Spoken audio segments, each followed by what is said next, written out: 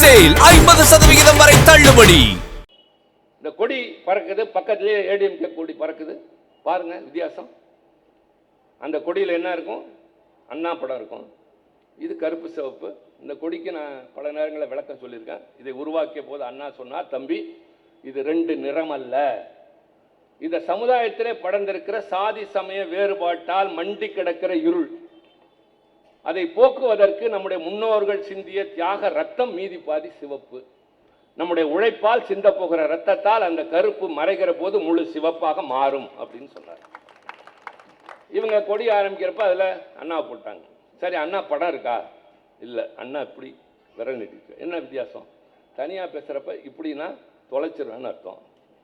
தனியாக பேசுகிற போது விரல் நீட்டுவதற்கு பல பொருள் உண்டு. மேடையில் பேசுகிற போது உணர்ச்சி வசப்பட்டு பேசுவோம். ஆனால் இந்த அண்ணா சிலையில் கடைசியாக ஒரு சிலை நிற்குதுல்ல, அதான் அண்ணாவுக்கு வச்ச முதல் சிலை. அப்போ அவர் மறைந்தவுடன் அண்ணா கலைஞர் எழுதுறாரு, ஆட்காட்டி விரல் நீட்டி நின்றாய் அண்ணா, ஆணையிடுகிறாய் என்றிருந்தோம், ஐயகோ ஓராண்டு தான் உயிர் வாழ்வேன் என்று சொன்னாயா. இது அவருடைய பார்வை. இந்த ஒரு விரலை காட்டினது, நீங்கள் ஒரு வருஷம் தான் இருப்பேன்னு சொன்னீங்களா? நான் அடிக்கடி சொல்வேன், இந்த அண்ணா விரல் நீட்டுகிற சாலையில் நடக்க ஆரம்பித்தா நேராக கால் அண்ணா அறிவலையும் தான் போகும், வேற எங்கேயும் போகாது. அவர் அதான் பாதன்னு காட்டுறார். அது மாதிரி இந்த காற்றுல பறக்காத வரைக்கும் ரெண்டும் ஒரே மாதிரி இருக்கும். காற்று பறக்கிறப்ப தான் தெரியும் இது கருப்பு சிவப்பு. அதில் ஒரு அண்ணா அண்ணா என்ன விரல் நீட்டி சொல்கிறார் தெரியுமா? தமிழ்நாட்டில் நடந்து கொண்டிருக்கிற தம்பிமார்களே தங்கைமார்களே, மழையில் நனைகிறேன், வெயிலில் காய்கிறேன், படமாக இருக்கிறேன், இதுவல்ல நான் உருவாக்கிய கொடி, இதோ பக்கத்தில் பறக்கிறதே கருப்பு சிவப்பு கொடி, அதுதான் நான் உருவாக்கிய கொடின்னு சொல்றார். அதனால்தான் எங்களுக்கு பதறுது. திராவிடத்தை வீழ்த்துவேன் அப்படின்னு சொல்வதை எதிர்த்து போரிட வேண்டிய நீ குடிலனாக எட்டப்பனாக யாரோடனா சேர்ந்து கொண்டு எங்களை பார்த்து நீ பிஜேபியோட சேரலையானா எல்லாத்தோடையும் தான் சேர்ந்தோம். ஆனால் நாங்களாகத்தானே இருந்தோம். என்னைக்காவது எங்களை சுயத்தன்மை இழந்திருக்கிறோமா? அவசர நிலை எப்போ எதிர்த்தோம்? கூட்டணியில் காங்கிரஸோட இருந்த பொழுது எதிர்த்தோம். சரித்திரத்தில் இல்லாத அளவுக்கு 184 இடங்களை தமிழ்நாட்டில் வெற்றி பெற்றிருந்த போது, டெல்லி முழுக்க நாங்களும் காங்கிரஸ் தான் கூட்டணி. அப்ப அந்த அம்மா அவசர நிலையை பிரகடனப்படுத்துறாங்க. அவசர நிலைனா என்ன? பல பேருக்கு தம்பிமார்களுக்கு தெரியாது. மேடையில் கூட்டம் போடக்கூடாது, பத்திரிகையில் எழுதக்கூடாது, ஒருத்தரை காணான்னு போய் கோர்ட்டில் சொல்ல முடியாது. இப்போ ஒருத்தரை காணா போலீஸ் பிடித்து கொண்டு போனார்கள் அல்லது காணாமல் போனால் நீங்கள் நீதிமன்றத்துக்கு போய் ஹேபியஸ் கார்பஸ் ஆட்கொணர்வு மனு போடலாம். அப்போ ஹேபியஸ் கார்பஸ் ரத்து செய்யப்பட்டது. ஃபண்டமெண்டல் ரைட்ஸ் கிடையாது, ஃபண்டமெண்டல் டியூட்டிஸ் வந்தது. உரிமைகள் கிடையாது, கடமைகள் வந்து சேர்ந்தன. எதுனாலும் பயங்கரமாக சட்டம் பாயும். அப்படி ஒரு நிலைமை. கலைஞருக்கு வந்து அன்பா உணவு கொடுக்க யாராவது போனால் அடுத்த நாள் சிறைக்கு போகணும் அப்படிங்கிற மாதிரி நிலைமை பின்னாடி வந்தது.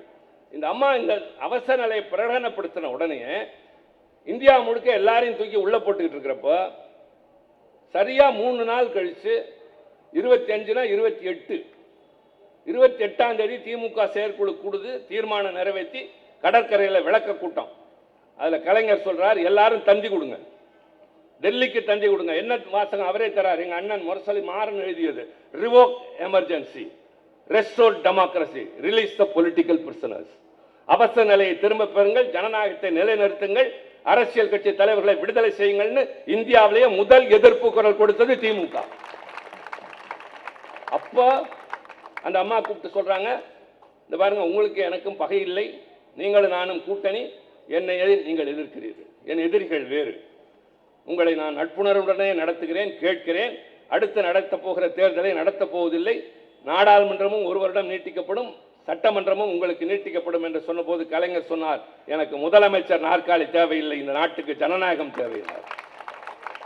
அதற்கு பின்னால் 6 மாத காலம் தமிழ்நாட்டில் மட்டும் கூட்டம் நடந்துச்சு. எனக்கு நினைவு இருக்கு, நான் வீரவணக்க நாள் கூட்டத்தில் அப்போது கல்லூரி மாணவனாக பேசியிருக்கிறேன். அது டிசம்பர் 25, ஜனவரி 25. அதுக்கு பின்னாடி ஒரு வாரத்தில் தான் கைதாகிறோம். பல போராட்டங்களை எங்கள் கல்லூரியில் நடத்தி இருக்கிறோம். அந்த காலகட்டத்தில் வடக்கே பாதிக்கப்பட்ட தலைவர்கள் வந்து புகலிடம் தேடி தங்கியிருந்த இடம் சென்னையிலே முரசொலி அலுவலகம்.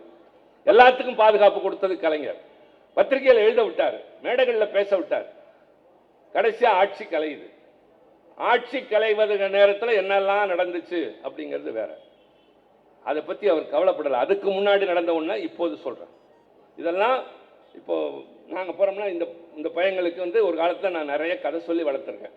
கதைன்னா அம்மா இந்த பூதங்கதையெல்லாம் இல்லை, வரலாறு உண்டாப்பா நிறைய சொல்லியிருக்கோம்.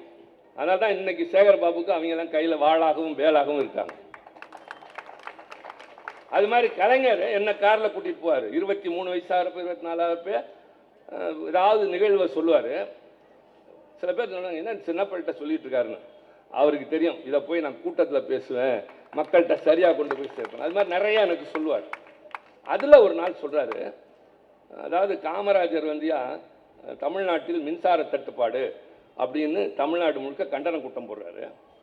காமராஜருக்கு ஏசி இல்லைன்னா உடம்புல அலர்ஜி வந்துடும். அதற்காக அவர் தங்குகிற எல்லா பயணியர் விடுதிகளிலும் குளிர்சாதன வசதி செய்ய சொல்லி உத்தரவிட்டார். நம்ம எடுத்து தான் பேசுறாரு, ஆனால் அவருடைய உடல்நலம் கருதி நான் எல்லா பயணியர் விடுதியிலும் குளிர்சாதன வசதி செய்ய சொன்னேன். அது மாதிரி அவசர நிலை காலத்தில் அவரை கைது செய்யணும்னு துடிச்சாங்க. தமிழ்நாட்டில் பண்ண முடியல. அந்த நேரம் பார்த்து திருப்பதிக்கு கிளம்புறாரு அவர் ஒரு நிகழ்ச்சிக்கு. அப்போ முதலமைச்சர் அலுவலகத்திலேருந்து தகவல் போகுது. என்ன போகுது, தயவு செய்து நீங்கள் திருப்பதிக்கு போக வேண்டாம். இதுக்கு இவர் பதில், நான் ஒன்றும் திமுக காரன் இல்லை, காங்கிரஸ்காரன், என்ன போகக்கூடாதுன்னு சொல்றதுக்கு இவர் யார்? அடுத்து இவர் சொல்றார், நான் திமுக தலைவரில் தமிழ்நாட்டின் முதலமைச்சர், இட்ஸ் மை ஆர்டர், நீங்கள் போகக்கூடாது. உடனே அவருக்கு என்ன நீ எனக்கு ஆர்டர் போடுறது, அந்த நாற்காலியை நான் வேண்டாம்னு சொல்லிட்டு வந்தேன், இந்த ஆள் என்ன அவ்வளோ பெரிய ஆளாயிட்டாரா, எனக்கு உத்தரவு போட நான் போவேன் அப்படின்னு சொல்கிறார். அப்போ தலைவர் ராஜாராம் நாயுடு கூப்பிட்டு சொல்கிறாரு, கொஞ்சம் அவரை புரிஞ்சுக்க சொல்லுங்கள், அவருக்கு உத்தரவு போடுற அளவுக்குலாம் நான் பெரிய மனிதர், அவருக்கு மேலே எதுவுமே கிடையாது. அவரை கைது செய்ய மத்திய அரசு துடித்துக் கொண்டிருக்கிறது. தமிழ்நாட்டின் எல்லைக்குள் இருக்கிறவரை நான் பாதுகாப்பேன். இந்த எல்லை தாண்டி திருப்பதி ஆந்திராவில் இருப்பது போய் கைது செய்தால் என்னால் அவரை காப்பாற்ற முடியாது. அதனால் அவர் தயவு செய்து போக வேண்டாம்னு சொன்னப்போ தான் அவர் சொன்னார், நான் அவரை புரிஞ்சுக்காம பேசிட்டேன், இவ்வளவு பெரிய உள்ளமா அவருக்குன்னு கடைசியாக கையை பிடிச்சிக்கிட்டு உயிர் போகிறதுக்கு முன்னாடி நீங்கள் தான் இந்த நாட்டையும் ஜனநாயகத்தையும் காப்பாற்றணும். என்ன எங்களை பார்த்து நீ அவங்களோட சேரலையா இவங்களோட சேரலையான்னு நீங்களாம் பேசக்கூடாது.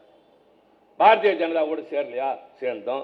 சேர்ற போது என்ன செஞ்சோம், முரசொலி மாறன் அண்ணன் தலைமையில் ஒரு குழு, அந்த குழு ஒரு காமன் மினிமம் ப்ரோக்ராம்னு கொடுக்குது. என்ன கொடுக்குறாங்க, கண்டிஷன்ஸ், இந்தி திணிக்கப்படாது, பொது சிவில் சட்டம் வராது, அரசியல் சட்டத்தின் 370வது பிரிவு ரத்து செய்யப்படாது, இதுக்கெல்லாம் ஒத்துக்கிட்டீங்கன்னா நாங்கள் உள்ள வரோம், எழுதி கையெழுத்து போட்டாங்க. அதுக்கப்புறம் தான் கூட்டணிக்கு போனோம். ஜோதிடத்தை பாடத்திட்டமாக கொண்டு வரணும்னு முரளி மனோகர் ஜோஷி கொண்டு வராரு.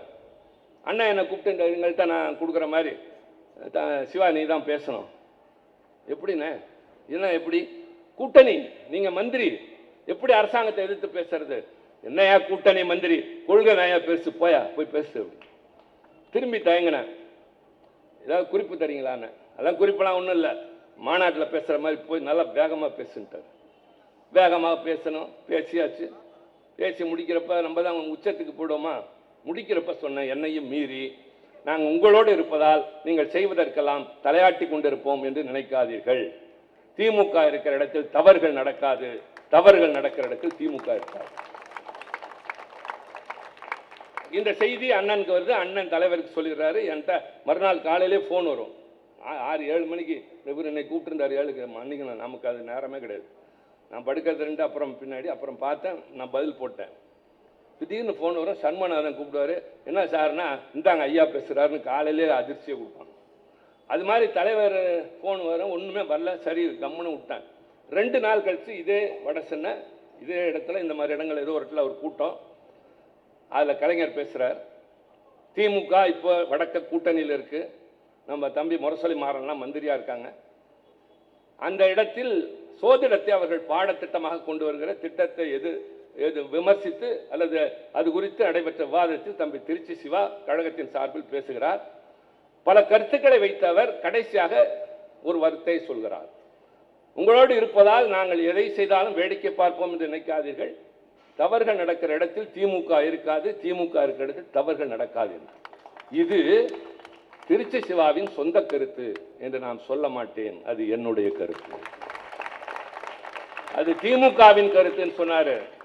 Mister my dear ADMK friends, DMK காங்கிரஸோடு சேர்ந்தது, அவசர எதிர்த்து ஆட்சியை இழந்த கட்சி திமுக. திமுக பாரதிய ஜனதாவோடு கூட்டணி வைத்தது, கண்டிஷன் போட்டு சேர்ந்தோம். கொள்கைக்கு விரோதம் என்ற போது எதிர்த்து பேசினோம், ரொம்ப விரோதமா போனாங்க, வெளியே வந்தோம். That is DMK. நீங்க போய் அங்க உட்கார்ந்துட்டு எங்க தம்பி வந்து முருகனை ஒசத்தி பிடிச்சிக்கிட்டு வா, ஜப்பான்லேருந்து வா, அமெரிக்காவிலேருந்து வா, ஆஸ்திரேலியாவிலேருந்து வான்னு கூப்பிட்டுக்கிட்டு சிரிச்சுட்டே உட்காந்துருக்காரு 2 நாள். அப்படி ஒரு சிரிப்பு. அது மக்களுக்கு மகிழ்விக்க ஒரு உண்மையிலேயே பக்தர்களின் மாநாடுல ஒரு குடமுழுக்கு திருச்செந்தூர் முருகனுக்கு எல்லா அநியாயங்களையும் அழிக்கிற சக்தியும் தம்பி நீங்க தான் நிறைய இதெல்லாம் வேண்டுவீங்களே. இந்த எதிர்ப்புகள், இந்த துரோக சக்திகள், இதுக்கெல்லாம் ஒரு நல்ல தீர்ப்பு கேட்டு நீங்க வாங்க. இந்த தலைவருடைய ஆட்சி இப்போ ஓரணியில் தமிழ்நாடு திரள வேண்டும் என்று உங்களெல்லாம் ஒன்று கூட்டி கூட்டங்கள் பேசுகிறோம். கருத்து இன்னைக்கு தான் நான் கொஞ்சம் என்னுடைய இயல்பு மாதிரி பேசியிருக்கிறேன். அது காரணம் மனசு காயப்பட்டது. நம்முடைய கொள்கையை, இந்த இயக்கத்தை, இந்த மண்ணில் ஊறிய தத்துவத்தை எந்த காரணத்தினால் நீயும் நானும் என்ன ஜாதின்னு கேட்காம அவனை தம்பி, இவங்களை அண்ணன், தங்கச்சின்னு கூப்பிட்டு இருக்கமே, அதுக்கு காரணமான இந்த கட்சி, இந்த இயக்கம், அதுதான் திராவிடம். இன்னைக்கு கூட சொன்னேன், இந்த இயக்கம், இந்த தலைவர்கள் இல்லைன்னா என் பேருக்கு பின்னாடி MAPL கிடையாது, என் ஜாதி பேர் தான் இருக்கும். என் திருமணத்தின் போது எங்க அம்மா சொன்னாங்க, உன் பேர்ல போட வேண்டாம், உங்க அப்பா பேர்ல போட, அப்பதான் அவருக்கு தெரியும். நான் சொன்னேன், கல்யாணம் எனக்கு தான், அவருக்கா? இல்லப்பா அவரை நோ, இல்லைன்னா அவர் பேரை போடுறேன், இல்லைன்னாக்க அது போட சொன்னீங்கன்னா அவர் பேரை போட மாட்டேன்ட்டு. சரி, ஒன்று என்னைக்கு என்ன பண்ண முடிஞ்சதுன்னு சொன்னாங்க. அதை சொல்வதற்கு காரணம், தமிழ்நாட்டில் மட்டும்தான் இது.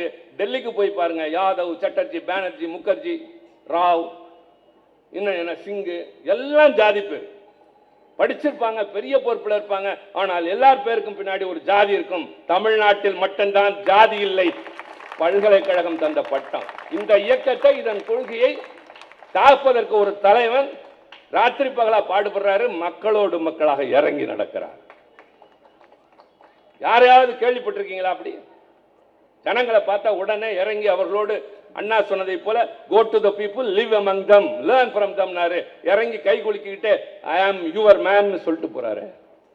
நான் முதல்வன் என்று அவர் சொன்னதே இல்லை. இந்த நாட்டில் இருக்க இளைஞனை சொல்ல வச்சிருக்கிறார், நான் முதல்வன் அப்படின்னு சொல்லி. 40 லட்சம் பேர் பயனடைந்திருக்கிறார், 10 லட்சம் பேர் வேலை பெற்றிருக்கிறார். இதெல்லாம் எட்டி பார்க்க முடியாத உச்சம். அதனால்தான் இந்த ஆட்சி தொடரணுங்கிறோம். அவர் முதலமைச்சராக, என் தம்பி அமைச்சராக, எல்லாம் சட்டமன்ற உறுப்பினராக இருக்கணும்னு இல்லை. நீங்களும் நாங்களும் இந்த நாடும் நலமுடன் வாழ வேண்டும். அதுக்கு நம்ம எல்லாம் ஓரணியில வரணும்.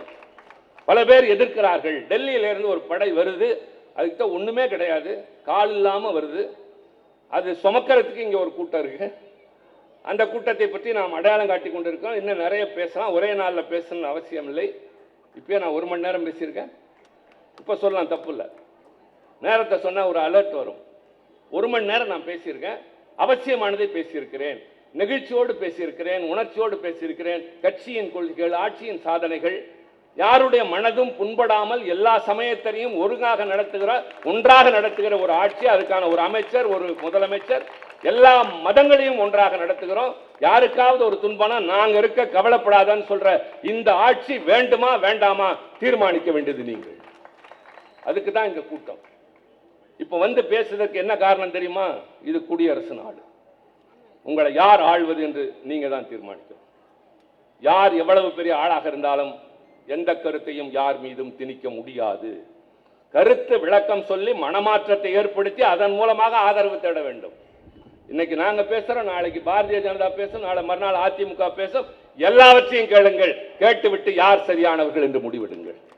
யாருடைய ஆட்சி காலத்தில் நிம்மதியாக இருந்தோன்னு பாருங்க.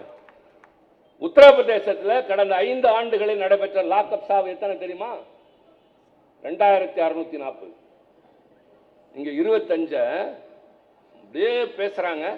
ஒவ்வொரு நேரத்திலும் இந்த முதலமைச்சர் எப்படி பண்ணாருன்றத விட இந்த உச்சகட்டமா இப்ப நடந்த ஒண்ணு தாங்க முடியாத ஒரு துயரம் தரக்கூடிய அந்த நிகழ்வு, அவர் அப்படியே கிறங்கி போய் நிற்கிறார். நான் கேட்டேன், சாயங்காலம் பார்த்தீங்களா? நான் இன்னைக்கு பார்க்கணும்னு நினைச்ச முடியல.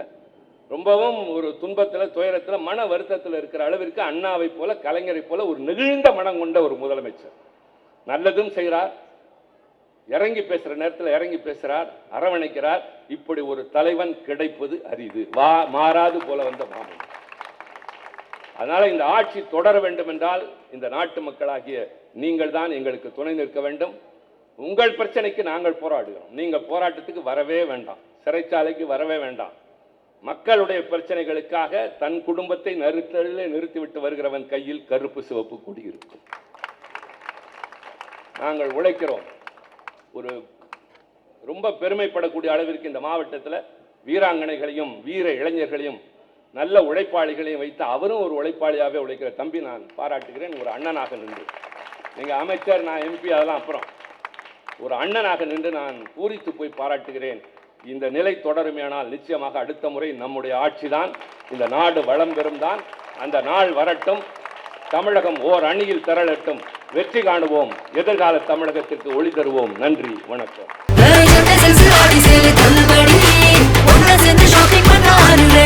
The Chennai Silks Aha Oho Adi Sale 50% வரை தள்ளுபடி.